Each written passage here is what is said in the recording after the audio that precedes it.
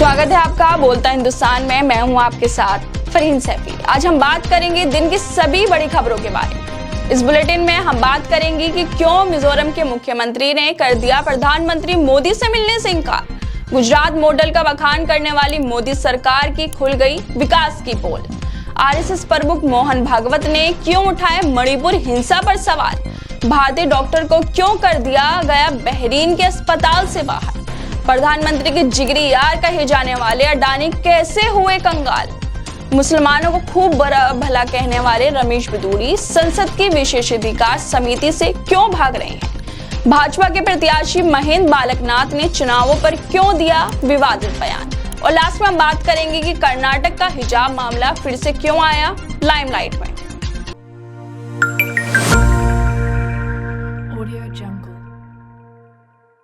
तो चलिए शुरुआत करते हैं आज की खास खबरों की। मिजोरम के मुख्यमंत्री और भाजपा सहयोगी जोरामथंगा का प्रधानमंत्री पर एक चौंकाने वाला बयान सामने आया है, जिसमें उन्होंने प्रधानमंत्री मोदी के साथ मंच साझा करने से साफ इनकार कर दिया है। बोल रहे हैं कि अगर प्रधानमंत्री चुनाव प्रचार करने के लिए मिजोरम जाते हैं तो वो मोदी जी के साथ मंच साझा नहीं करेंगे। आपको बता दें कि 7 नवंबर को मिजोरम में विधानसभा चुनावों के लिए मतदान हो रहे हैं और प्रधानमंत्री मोदी चुनाव प्रचार के लिए मिजोरम जाने वाले हैं।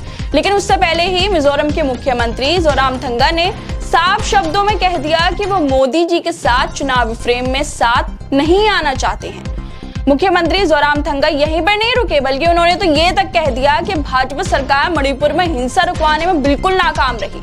मिजोरम की ज्यादातर आबादी क्रिश्चियन है और मणिपुर में कितने चर्च जला दिए गए हैं, इसलिए यहाँ के लोग भाजपा के खिलाफ हैं। ऐसे में भाजपा के साथ सिंपैथी रखना हमारी पार्टी के लिए ठीक नहीं है। जिस तरह से मणिपुर में हिंसा भड़की, लोग मारे गए, हजारों लोगों को अपना घर छोड़ना पड़ा, लेकिन मोदी सरकार राज्य में सत्ता में होने के बाद भी हिंसा को रोकने में नाकाम रही। तो कहीं ना कहीं अब ये मान लिया जाए कि इसका असर आने वाले विधानसभा चुनावों में देखने को मिलेगा। क्या भाजपा सरकार को अपनी ही नाकामी की वजह से चुनावों में हार का सामना देखना पड़ सकता है। तो चलिए अब आपको ले चलते हैं गुजरात का विकास मॉडल दिखाने। भाजपा सरकार गुजरात मॉडल के नाम पे चुनाव में खूब जोर शोर से चुनाव प्रचार करती है, बताती है कि हमने गुजरात में बहुत ज्यादा विकास किया है। मोदी जी बोलते हैं कि ना खाऊंगा और ना ही खाने दूंगा। भ्रष्टाचारी उनके पास भी नहीं बैठ सकते, लेकिन उनके इन जुमलों की पोल खुद गुजरात से आती हुई ये वीडियो खोल रही है, जो दिखाती है कि कैसे भ्रष्टाचार की वजह से एक निर्माणाधीन पुल ढब से नीचे आकर गिर गया। कुछ ही सेकंडों में ओवरब्रिज का एक हिस्सा किस तरह से मलबे में तब्दील हो गया, जिसमें रिक्शा चालक की मौत भी हो गई। मोदी सरकार के जुमलों की पोल सिर्फ यही वीडियो नहीं खोलती, बल्कि और भी ऐसी घटनाएं हैं जो सरकार के गुजरात विकास मॉडल की पोल खोलती है। इससे पहले भी मोरबी में भ्रष्टाचारियों की वजह से पुल गिर गया था, जिसकी वजह से कितने ही लोग मारे गए थे। अब आपको बताते हैं आरएसएस प्रमुख मोहन भागवत के उस बयान के बारे में जो काफी वायरल हो रहा है। उन्होंने बीजेपी शासित प्रदेश मणिपुर में भड़की हिंसा पर कई ऐसे सवाल पूछ लिए हैं जिसका जवाब शायद खुद भाजपा के पास भी ना हो। नागपुर में आरएसएस की दशहरा रैली को संबोधित करते हुए भागवत ने कहा कि मेती और कुकी समुदाय के लोग कई वर्षों से साथ रहते आ रहे हैं, अचानक उनके बीच हिंसा कैसे भड़क गई। इस तरह की हिंसा से बाहरी ताकतों को फायदा होता है क्या? इस हिंसा से भी कोई बाहरी कारक शामिल है? ये दोनों समुदाय सालों से एक साथ रहते आ रहे हैं, लेकिन कभी इस तरह की घटना नहीं हुई। अचानक से कैसे लोगों के बीच हिंसा भड़क गई, मणिपुर जल उठा। साथ ही उन्होंने कहा कि 2024 के चुनाव से पहले भावनाओं भड़काकर वोट हासिल करने वाले लोगों से आगाह रहे। राज्य में भाजपा की सरकार है, लेकिन फिर भी भाजपा मणिपुर को जलने से नहीं रोक पाई। लोगों ने अपने घरों को छोड़ दिया, अपनों को खो दिया। ऐसे में भाजपा की नाकामी नहीं तो ये और क्या है।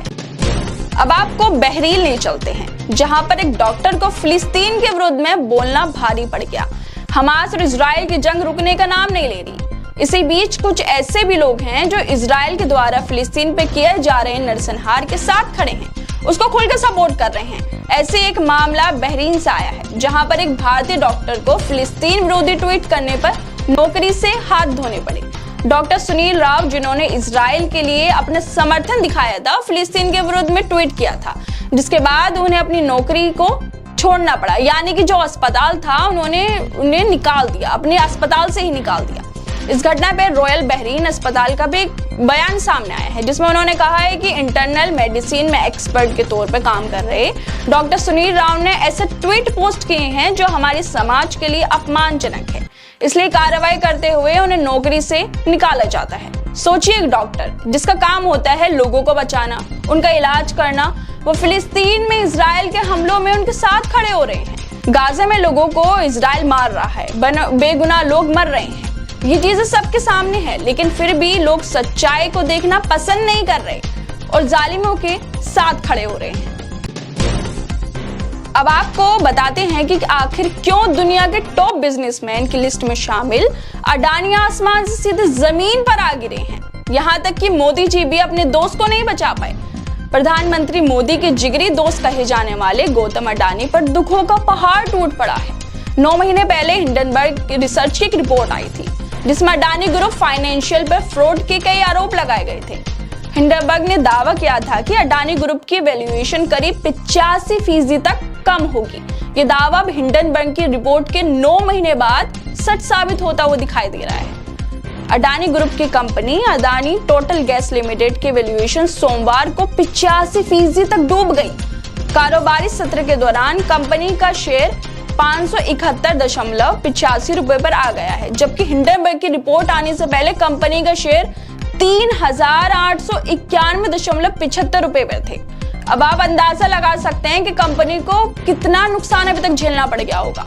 अगर बीते 9 महीने के आंकड़ों को देखें तो गौतम अडानी को अडानी टोटल से 3.85 लाख करोड़ का नुकसान अभी तक भरना पड़ा है, मतलब उन्हें चुकाना पड़ा है। इतना ज्यादा नुकसान उनका हो गया है।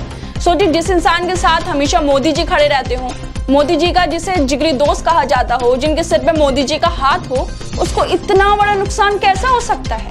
लेकिन कहते हैं ना, सच सामने आने में देर लगती है, लेकिन सच किसी से छिपता नहीं है। अब आपको सभ्य पार्टी भाजपा के सभ्य सांसद रमेश बिदूड़ी के बारे में बताते हैं। देश के संसद में खड़े होकर रमेश बिदूड़ी मुसलमानों को खूब बड़ा भला कहते हैं। आपको सोचिए दोस्तों, ये कितनी शर्म की बात है कि एक चुना हुआ सांसद संसद के अंदर खड़ा होकर बसपा सांसद दानिश अली को आतंकवादी, मुल्ला, कटुआ जैसे अपमानजनक शब्द कह रहे हैं।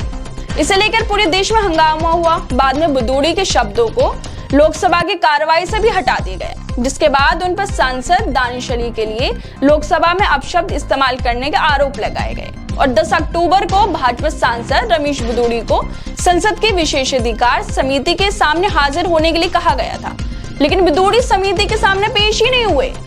उन्होंने कहा कि वो बहुत ज्यादा व्यस्त हैं, इसलिए वो पेश नहीं हो सकते।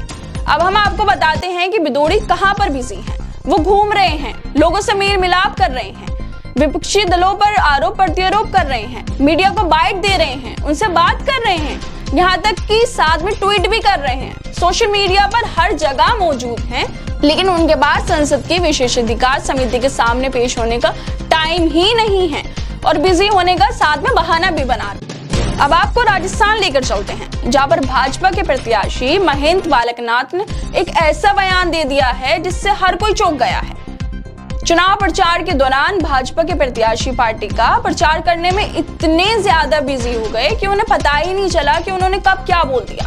तिजारा विधानसभा से भाजपा प्रत्याशी महेंद्र बालकनाथ का एक वीडियो सोशल मीडिया पर खूब वायरल हो रहा है, जिसमें बालकनाथ बोल रहे हैं कि यहाँ पर 1440 वोट हैं, तो 1450 से अधिक वोट इस बार डाले जाएंगे। दूसरी पार्टी के जो लोग अधिक 80 से 90% मतदान करते हैं, उससे ज्यादा मतदान इस बार भाजपा के पक्ष में उनके लोग करेंगे।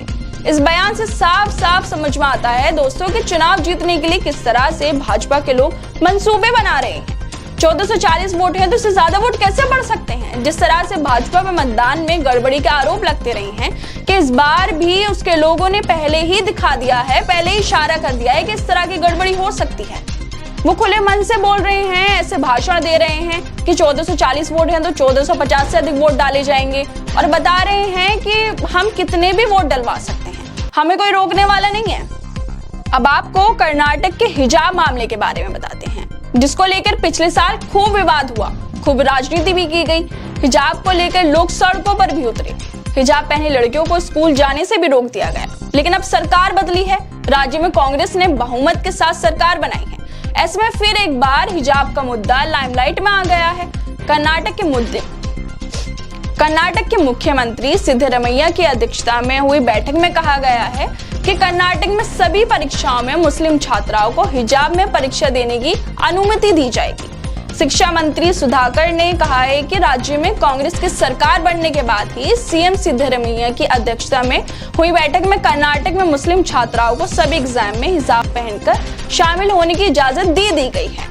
उन्होंने आगे कहा कि कर्नाटक में सिर्फ स्कूल और कॉलेज एग्जाम में नहीं बल्कि सभी प्रतियोगी परीक्षाओं में भी महिला छात्रों को हिजाब पहनकर परीक्षा देने की इजाजत दे दी गई है। पिछले साल ये मामला खासा चर्चा में रहा था जब कुछ हिंदुत्ववादी संगठनों ने हिजाब के खिलाफ प्रदर्शन करने का ऐलान किया था और उडुपी के जिले के एक सरकारी हाई स्कूल में हिजाब पहनने वाली 6 छात्राओं को स्कूल आने से रोक दिया गया था। ये मामला हाई कोर्ट पहुंचा, फिर उसके बाद सुप्रीम कोर्ट भी पहुंचा, लेकिन अब कर्नाटक में हिजाब को लेकर सभी पाबंदियां हटा दी गई हैं। यानी कि जो लड़कियां हैं जो हिजाब पहनती हैं वो स्कूल, कॉलेज या फिर किसी भी एग्जाम को देने के लिए उन्हें हिजाब उतारने की जरूरत नहीं है। वो हिजाब पहनकर भी अब सारी परीक्षाएं दे सकती हैं। आज की खास खबरों में बस इतना ही। आपको ये वीडियो कैसी लगी हमें अपनी राय जरूर दें और बाकी तमाम खबरों को देखने के लिए जुड़े रहिए हमारे साथ।